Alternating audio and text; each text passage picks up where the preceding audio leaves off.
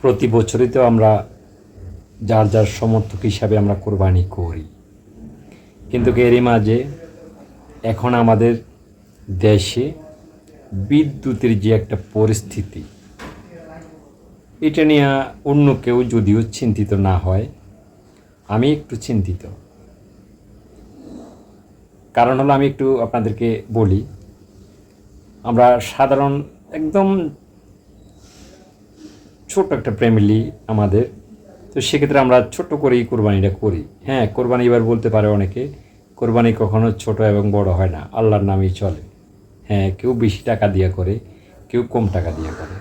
তো আমার বিষয় হলো, একটা কথা বলি, সেটা হলো কি, এই যে কোরবানি করব, আমরা কিছু মাংস আমরা কি আমাদের জন্য বিলির বিতরণ করার পরও কিছু মাংস আমরা রাখি হালকা। তো সেক্ষেত্রে এই যে মাংসটা আমরা এবার ফ্রিজে রাখতে পারবো কি না, সেটাই হলো মূল বিষয়।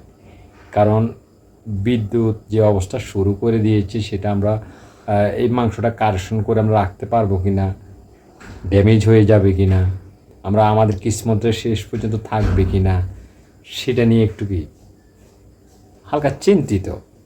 এটা যারা অবশ্যই এই বিষয়ে আগের অভিজ্ঞতা আছে, এখনকার অভিজ্ঞতা আমি বললাম, তারপরেও অনেকে বিবেচনা করে দেখবি আমার কথা কি রাইট হলো কি হলো না, এটা বিষয় আছে না। আমি বড়, তাই কি আমি ভুল বলতে পারি না? হ্যাঁ, আমার ভুল হতেই পারে। তো সেক্ষেত্রে আমি সবার কাছ থেকে একটু সাজেশন চাইবো যে আমার ভুলটা কি হতে পারে, আমি কথাটা বললাম ভালো হয়েছে কি না, ঠিক আছে না? এই বেশি বাকি নেই, আমার মনে হয় সামনে 28 তারিখেই আমাদের মনে হয় কোরবানিটা হয়ে যাবে। তো সেক্ষেত্রে 27 বা 28 এর ভিতরে আল্লাহ যদি ভালো রাখে সবাইকে, সেক্ষেত্রে সবাই দোয়া করবেন, সবাই যাতে কোরবানি দিতে পারে সেই দিকে খেয়াল রাখবেন। কারণ সবারই ছেলে মেয়ে আছে, স্ত্রী সন্তান আছে, আত্মীয় স্বজন আছে, মা বাবা আছে, এটা সবাই একটু অবশ্যই একটু কোরবানিটা আনন্দ, ইসলামিক বিষয়, আনন্দের ব্যাপার, সেটা আমরা সবাই জানি। এই জানার সত্ত্বেও আমরা এটা সমর্থক অনুযায়ী করতে হয়। অনেকে হরিণ করে, অনেকে দুম্বা করে, অনেকে বকরি করে অথবা ছাগল, আমরা গরু করি।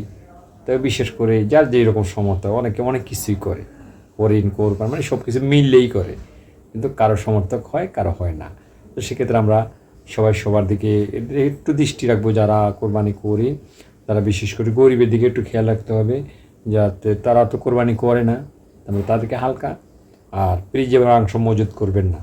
কারণ এতে করে আমাদের বিদ্যুতের অবস্থা তো জানেনই কী হয়, আল্লাহ জানে ভালো। আল্লাহ হাফেজ, এখানেই শেষ।